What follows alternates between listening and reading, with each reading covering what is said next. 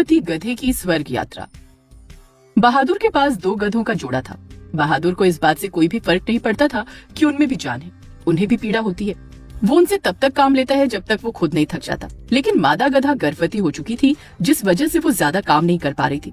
वो बहुत जल्द थक जाती थी। बहादुर दोनों पर बहुत सारा सामान लादकर इधर से उधर सप्लाई करने का काम करता था। मादा गधा बहादुर का तो कुछ नहीं कर पाती थी, इसलिए वो अपनी भड़ास और गुस्सा अपने साथ ही दूसरे गधे पर निकालती थी। बहुत थक गई रे, अब मुझसे और बोझ नहीं उठाया जाता। मालिक तो इतने बेरहम है, उन्हें ये भी नहीं दिखता कि मैं गर्भवती हूँ। मेरे प्रसव का समय नजदीक आ रहा है, मैं इतना बोझ नहीं उठा पा रही, थक जाती हूँ। अब तो डर लगने लगा है कि ज्यादा बोझ उठाने से कहीं मेरे बच्चे को कुछ ना हो जाए। इतनी तकलीफ सहने से अच्छा है मैं मर ही जाऊँ। तुम मरने की बातें क्यों करती हो? तुम्हें कुछ हो जाएगा तो मेरा क्या होगा? तुम ऐसा ना कहा करो। लाओ, तुम अपना सामान मुझे लाद दो। मैं जानता हूँ तुमसे बोझ नहीं उठाया जा रहा, लेकिन क्या करूँ? मालिक को कौन समझाए कि हम जानवरों को भी थकावट होती है, हमें भी तकलीफ होती है। तुम तो रहने ही दो, तुम कुछ नहीं कर सकते मेरे लिए। तुम्हारी जगह कोई दूसरा होता तो उसे कितनी चिंता होती मेरी। इसमें भला मेरी क्या गलती है? मेरा बस चलता तो मैं तो तुम्हें रानी बनाकर रखता, तुम्हें इतना सा भी काम नहीं करने देता। लेकिन मेरे हाथ में तो कुछ भी नहीं है। जब तुम्हारे हाथ में कुछ नहीं है तो बातें क्यों करते हो? फिर बातें करने से कुछ नहीं होता। और बार बार ये मत बोला करो कि तुम मेरा बोझ भी उठाओगे, क्योंकि तुम मेरे लिए कुछ नहीं कर सकते, इसलिए चुप रहा करो।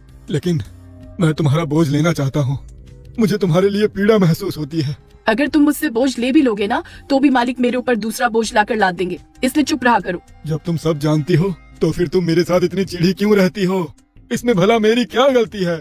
गलती तुम्हारी नहीं, गलती मेरी है। मेरा तो कोई इस दुनिया में है ही नहीं। एक तो इतना जालिम मालिक मिला और ऊपर से तुम मिल गए, जिससे मैंने इतना प्यार किया, और तुम्हें मेरी बिल्कुल भी चिंता नहीं है। देखना, जिस दिन मैं मर जाऊंगी तो उस दिन तुम्हें मेरी कदर महसूस होगी। बहादुर के अत्याचार से गधा गधी दोनों परेशान थे, लेकिन मादा गधा हमेशा अपने मालिक की गलती की सजा तो अपने साथ ही गधे को ही दे देती थी।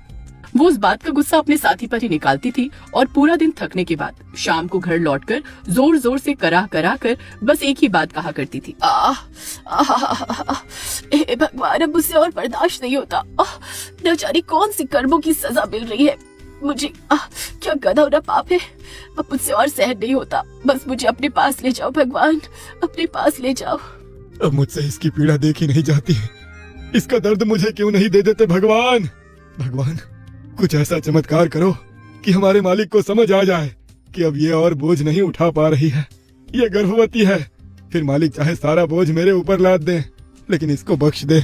चलो दोनों उठो, सुबह हो गई है। अपना दाना पानी खाओ और काम के लिए निकलो। देखो तो कितने आलसी गधे हैं, अभी तक सो रहे हैं। खाने में तो कोई आलस नहीं करते, बस काम करने में जैसे मौत पड़ती है इनको। लीला, दे दिया तुमने इन आलसी गधों को दाना पानी? दे तो दिया है और मजे से खा भी रहे हैं, बस काम में आलस करते हैं। तुम इसकी चिंता मत करो, इनको मैं देख लूंगा। तुम बस अपना ध्यान रखो, गर्भावस्था में तुम्हें आराम करना चाहिए।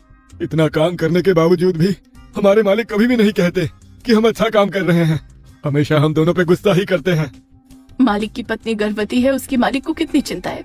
मैं भी गर्भवती और मेरे ऊपर तो कोई तरस नहीं, बल्कि मुझ पर तो सामान लाद लाद कर काम करवाते हैं।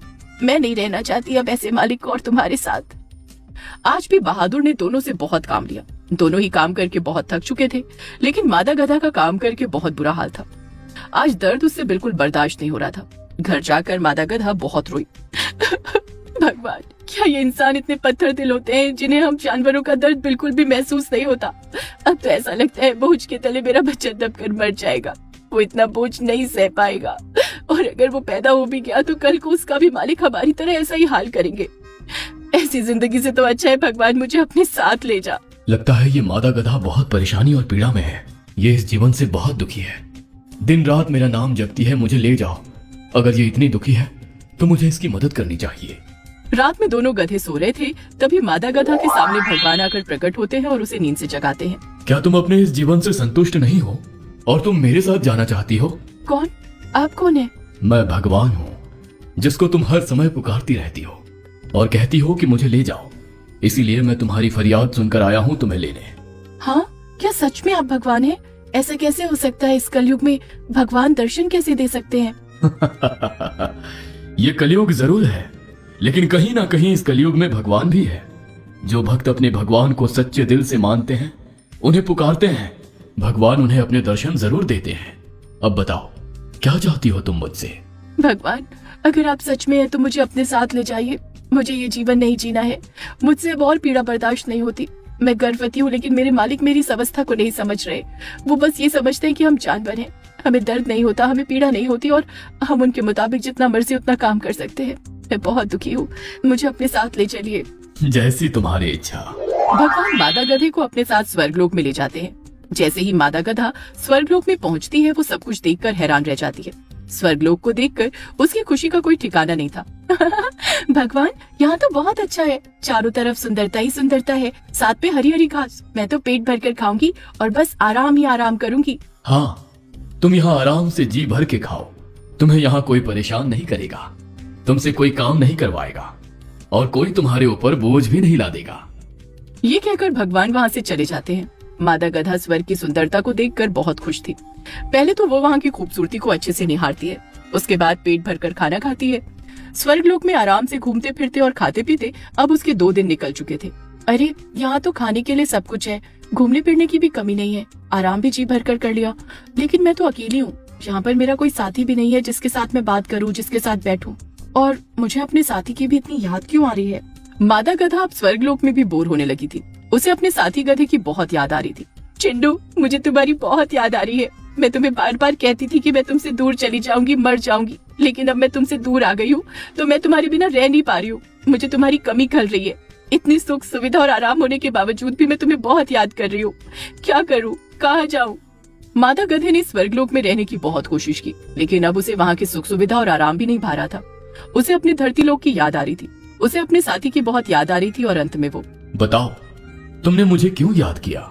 भगवान, मैं स्वर्गलोक में आपके साथ तो आ गई, मुझे यहाँ पर हर चीज की सुख सुविधा मिली, लेकिन फिर भी मुझे यहाँ पर एक कमी महसूस हो रही है, क्योंकि मैं यहाँ पर बिल्कुल अकेली हूँ।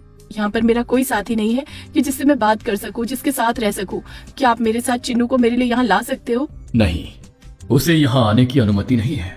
तुम मेरी सच्ची भक्त थी और मुझे दिन रात याद करती थी, मेरा नाम जपती थी।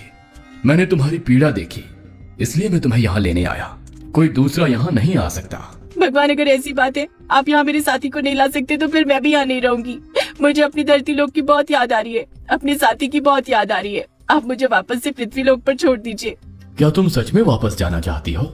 हाँ भगवान, मैं अपने साथी गधे के पास वापस जाना चाहती हूँ, मुझे उसकी बहुत याद आ रही है। ऐसा ही होगा। और हाँ, आज के बाद तुम्हारे मालिक और मालकिन भी तुम्हारे साथ अच्छे से पेश आएंगे। वो भी तुम पर इतना अत्याचार नहीं करेंगे। मैंने उन्हें भी अच्छे से समझा दिया है। सच भगवान, आपको कोटि कोटि प्रणाम है। भगवान मादा गधे को वापस धरती लोक पर भेज देते हैं। तभी उठो उठो, सुबह हो गई है। सुबह हो गई? ये कैसे हो सकता है? क्या ये सब सपना था या फिर हकीकत में भगवान मुझे अपने साथ स्वर्गलोक लेकर गए थे? क्या हुआ? तुम आपस में ही क्या बड़बड़ाई जा रही हो? कुछ नहीं चिन्नू, आज के बाद मैं तुमसे कभी कुछ नहीं कहूंगी कि मैं मर जाऊंगी या तुम्हें छोड़कर चली जाऊंगी। मैं तुम्हें छोड़ने का ख्याल सपने में भी नहीं लाऊंगी। हमेशा तुम्हारे साथ रहूंगी और तुम्हें भी कहीं जाने नहीं दूंगी। अरे, ऐसा क्या हो गया? अचानक से तुम एक ही रात में कैसे बदल गई? कुछ नहीं, बस मुझे अकेलेपन का एहसास हो गया और तुम्हारी कमी क्या होती है उस चीज का पता चल गया। जैसे तुम मेरे बिना नहीं रह सकते, मैं भी तुम्हारे बिना नहीं रह सकती। मैं तब से तुम्हें यही समझाने की कोशिश कर रहा था कि मैं तुम्हारे बिना नहीं रह सकता। जब तक हम दोनों एक दूसरे के साथ हैं, हम दुनिया की हर चीज से लड़ सकते हैं। हाँ, तुम सही कहते हो।